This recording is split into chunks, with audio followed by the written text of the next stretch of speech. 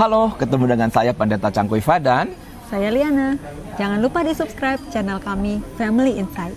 plus juga nyalakan loncengnya ya. Dan jika Anda merasa video ini berguna, monggo di-share ke teman-teman Anda. Iya. Nah, kita mau ngomongin apa hari ini, Nak?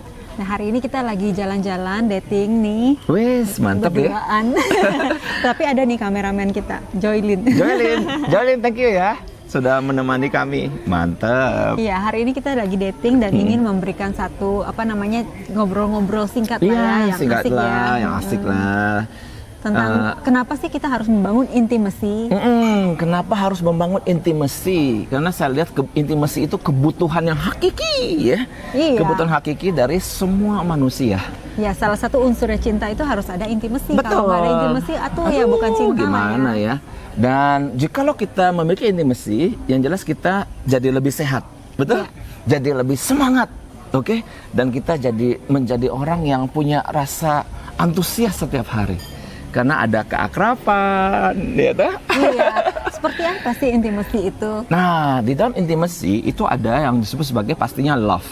Nah, tanda-tanda daripada love ini khususnya bagi para pasutri ya. Nah, Anda coba sambil kami coba sharingkan, Anda juga cek and recheck. Nah, yang pertama, orang yang intim dengan pasangannya, maka dia berusaha untuk menghadirkan kesejahteraan yang lebih baik bagi pasangannya. Setuju nggak, Nak? Setuju. Minum dulu kopi. Iya. Saya juga ya minum dulu ya. Kopinya enak, begitu minum langsung tambah sejahtera. Ya, itu artinya jikalau dia seorang suami, ya dia harus bekerja keras. Dia mengupayakan masa depan yang lebih baik bagi keluarga, bagi istri, juga bagi anak-anak. Ya. Betul kan? Nah, kalau istri mendatangkan kesejahteraan lebih baik bagi keluarga, contohnya kayak gimana misalnya, Nak? Istri itu menyiapkan makanan yang enak-enak di rumah supaya Tuhan. Suami waktu misalnya kan sekarang pada lagi WFH ya, work WFH. from home jadinya kerja, tapi begitu siang sudah ada makanan yang enak, segar lagi. Bahkan sebelum siang udah ada snack dong. Ya, udah ada snack. Pisang goreng itu kesukaan Pak Kuifa. Nah, tahu goreng. Iya, mantep. Nah, jadi itu adalah yang pertama, ingin menghadirkan kesejahteraan bagi pasangan dan juga bagi keluarga. Ya. Nah, yang kedua itu apa? Berbahagia bersama dengan orang yang dikasihi. Nah, Nana bahagia nggak sih sama Papa? Aduh, bahagia dong. Masa sih? Ya kalau enggak mau deket-deket. Oh iya, kalau nggak menikah ya. Iya. Nah, ini perlu diuji bertahun-tahun. Kami sudah 21 tahun menikah. Ada masa-masa kita juga rasa suka sebel ya. Iya. Karena alergi ada, gitu. Iya, karena ada konflik yang tak terselesaikan. Itu juga kami pernah alami. Tapi yang jelas kita selalu bertekad untuk kembali. Iya, yang membuat nggak bahagia itu sering kali karena kalau kita lagi ngobrol santai gitu ya, terus terjadi akhirnya ketidaksepakatan dan akhirnya konflik gitu kan. Istri sering kali merasa tidak diperdulikan suami atau tidak dipahami suami. Ya. Itu stres tuh. Stres ya? Iya, memang suka juga ada suami kayak gitu. Saya juga pernah kayak gitu, yaitu saat sebel sama istri saya jadi mendiamkan. Iya. Gitu, mendiamkan. Dan itu sebenarnya suatu emosi yang negatif sih, tanda sebuah kemarahan. Tapi memang sebaiknya jangan lama-lama ya. Iya. Artinya kan kalau lagi sebel, ada juga saat kita sebel kan nggak bisa di munafik gitu. Sebel tapi kita ketawa-ketawa dan jadi orang gila juga. Iya, makanya harus dating supaya bisa mengkomunikasikan dan bahagia lagi. Nah, gitu ya. Jadi merasa berbahagia bersama pasangan itu sangat-sangat penting. Oke, yang berikutnya, Nak? Nah, yang ketiga, kita juga harus menghargai pasangan kita. Kayak gimana? Orang yang dikasihi itu perlu dihargai. Jadi, misalnya kita tidak menggunakan kata-kata celaan atau kita menghina, walaupun itu dalam bentuk bercandaan juga gitu ya.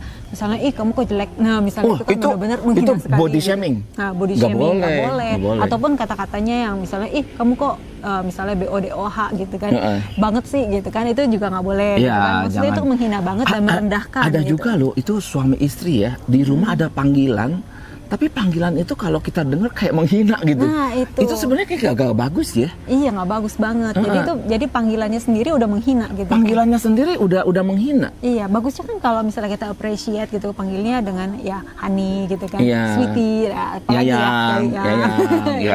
my honey ya, sayangku, sayangku gitu. gitu. Dengan panggilan-panggilan yang bagus lah, yang indah gitu kan.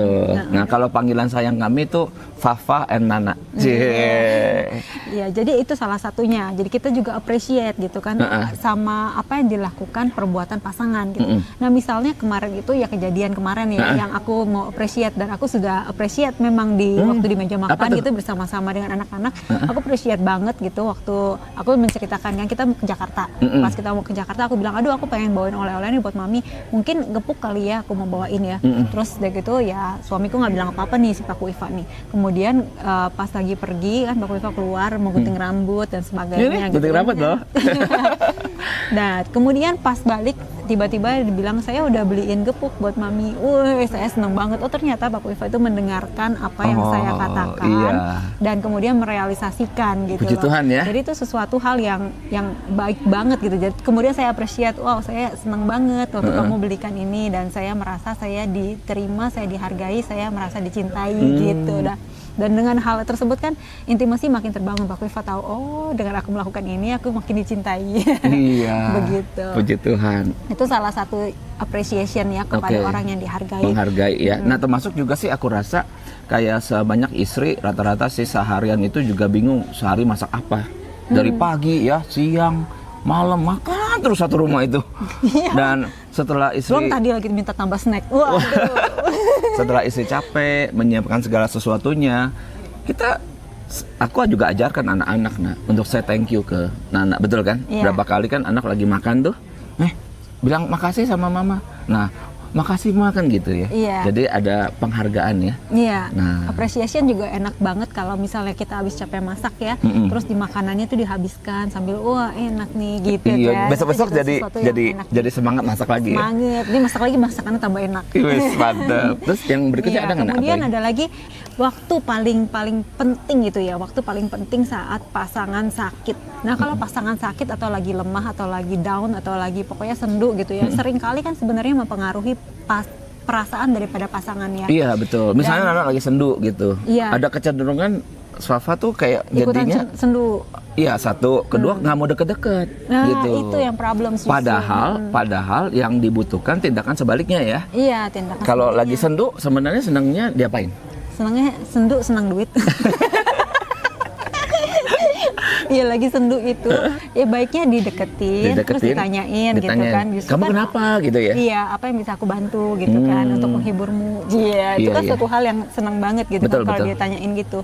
Tapi memang orang yang sendu ataupun orang yang sakit ataupun orang yang lagi bete gitu ya bawaannya tuh kayak punya aura negatif. Ada emosi negatif yang dipancarkan. Iya, kayaknya pengennya semua orang menjauh daripada dia. Jadi aku juga sebenarnya di lain sisi dia membutuhkan justru kedekatan. Membutuhkan gitu. Dukungan ya. Membutuhkan dukungan. Iya. Aku juga berlatih sih teman-teman ya. Jadi saat Liana sedang sendu gitu, pernah kan aku peluk kamu. Itu juga memberanikan diri. Soalnya takut kalau kita mau peluk, disundul, ditanduk. Ngeri ya. Nah, juga mungkin anak-anak saat sedang in needs ya, anak-anak sedang kesepian di rumah, kita temani gitu ya, dan kita ajak ngobrol-ngobrol, itu penting ya. Penting banget, jadi kita juga harus mempunyai kepekaan gitu ya terhadap orang yang kita kasihi. Kok ada perubahan sikap gitu, misalnya dia jadi murung, misalnya atau dia jadi diam terus, kok hari ini kok nggak ceria gitu, what's happening gitu kan. Kalau kita kepekaannya ditingkatkan, kita akan bisa lebih wise gitu kan untuk melihat, oh dia butuh kita gitu, dan kita bisa, kalaupun dia nggak bisa bercerita, setidaknya kita memberikan pelukan dan afirmasi bahwa kita tetap love him atau her gitu kan. Itu suatu hal yang menyenangkan juga. Ya puji Tuhan. Teman-teman, yuk kita melatih akan act of love, tindakan-tindakan cinta, dan itu akan membawa kita makin intim ya. Suami istri, juga orang tua dan anak. Silakan di-share, silakan di-subscribe, dan jikalau Anda mau komen, nanti kami akan reply. Di-like juga boleh. God bless. God bless.